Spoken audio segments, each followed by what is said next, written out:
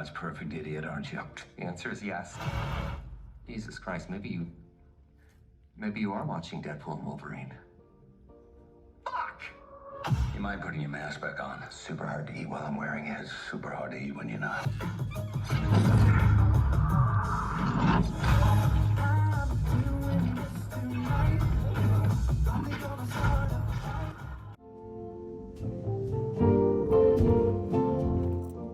Hello. Hi. It feels like an age since I did this.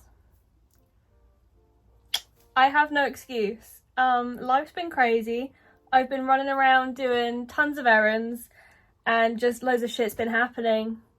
So I haven't had time to like sit down and think about doing anything productive.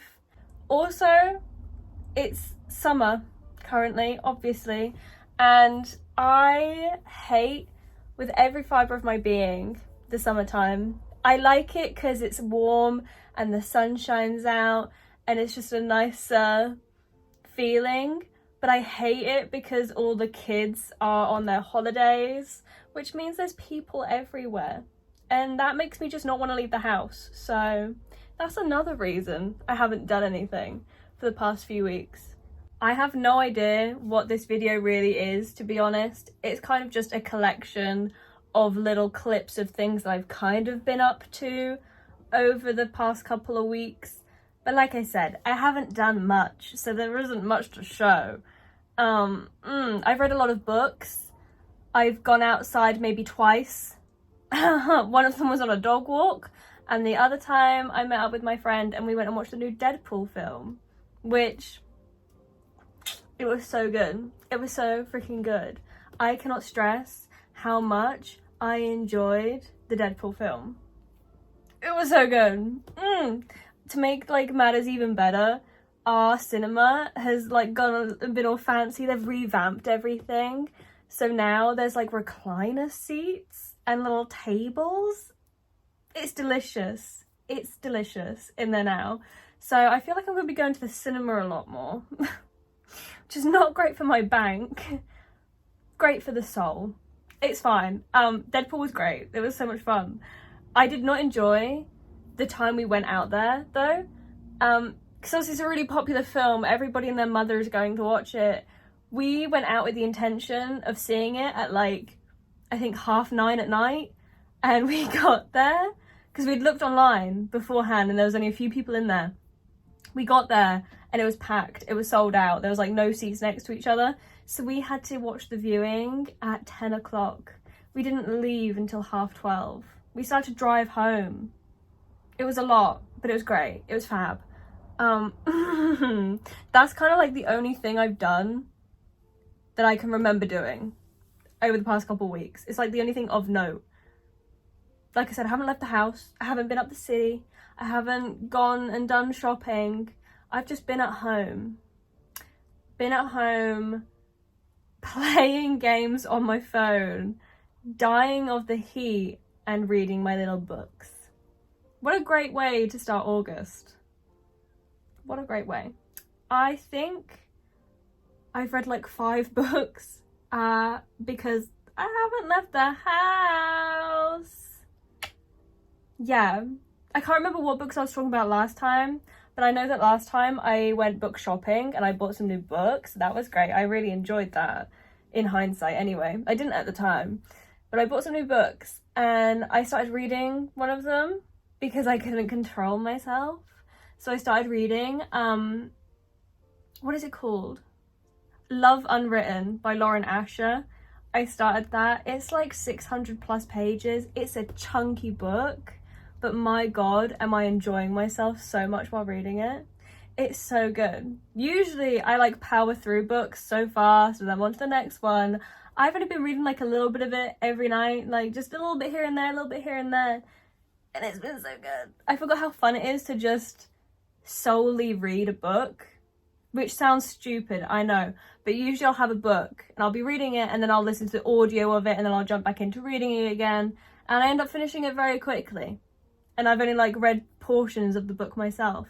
So actually dedicating this whole ass book to just, nope, you're only reading it, physically reading it has been so much fun. It's so good. I love it so much. It's so good. I never thought I would be the kind of person that would be into reading about a single dad, but here I am, very much enjoying myself. It's just so much fun. It really is. I think I have maybe 200 pages left. I don't want it to end, but I know it's going to end on a good note, but I don't want it to end. But speaking of that book, I've bought the first one. I was on Amazon last night and it was on there for $5. So I thought, what's the harm? You know? So I bought it because I couldn't control myself. And I figured that I would probably really enjoy it if I've enjoyed this one so much.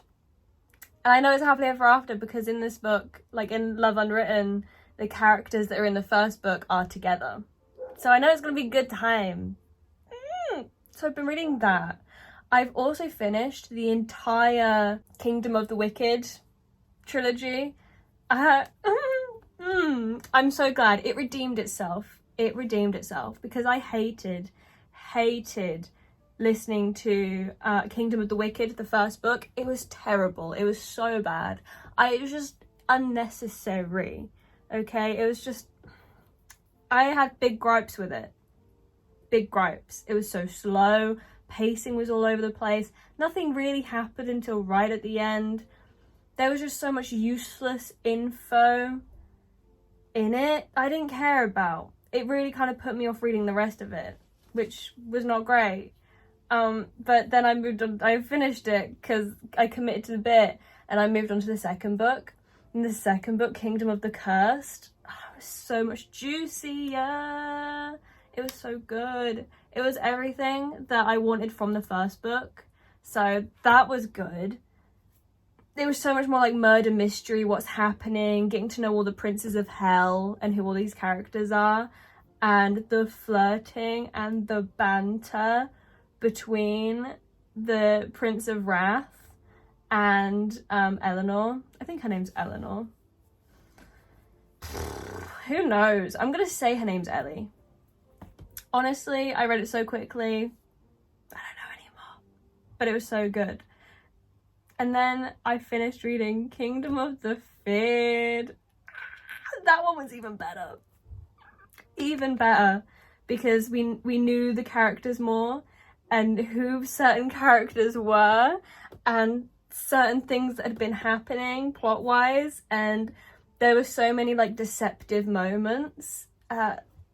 Wrath, he's a naughty little boy. He was being very manipulative and hiding things, but then you learn that the female main character, again, I think her name's Eleanor, I don't know, but you learn that she isn't quite who we always thought she was. There's something extra to her.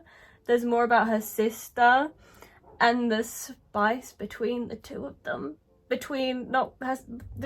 spice between Wrath and, I'm gonna say Eleanor again. It was delicious. It was so freaking good.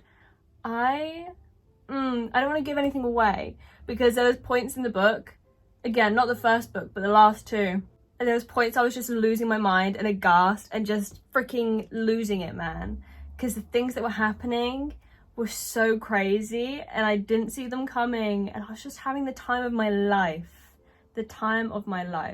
reading them. Again, the first book, terrible, didn't care. It was a lot of setup and it was so slow, very pointless. Okay, there was some things I guess you needed to know for later on, but it was so meh to me. But the second and third book redeemed itself. Honestly, I enjoyed it so much. I can't keep saying that though, but it was so freaking good. It was so good. Oh my god. Yeah, so I'm glad I read that. Very glad. I mean, I wouldn't read the first book again. I would just jump straight into the second book if I was going to do a reread. It was so good.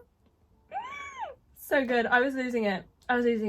I finished the last book yesterday and I have been so happy with it. I was like enjoying it so much. And then in the last book, you kind of end up with the trope of the female character has had to give up so much and she like loses her powers for the betterment, you know, of her partner and shit, and I was raging. I was so mad at that, because why should she have to give up all her powers that she's only just now got, you know? She's finally come into her own, and I was freaking out, man. It would have left such a sour note if it had have ended like that, but thank God she only lost her powers for maybe a day. It was such a short amount of time, but you were really left thinking that that was it. But then there was just a little something extra that happened right at the end, and she got all her powers back. And I was like, fucking loved it so much. Wrath, oh my God. Wrath, he is, he's so good. He's so good. To be fair, I kind of loved all of the Princes of Hell. They were all great in their own ways. Yes, some of the things they did were pissing me off. My least favourite is Gluttony, I think. No, not Gluttony. I love Gluttony. Greed. My least favourite is Greed out of all of them, because he was a dick. But it was so good. I'm going to shut up talking about it.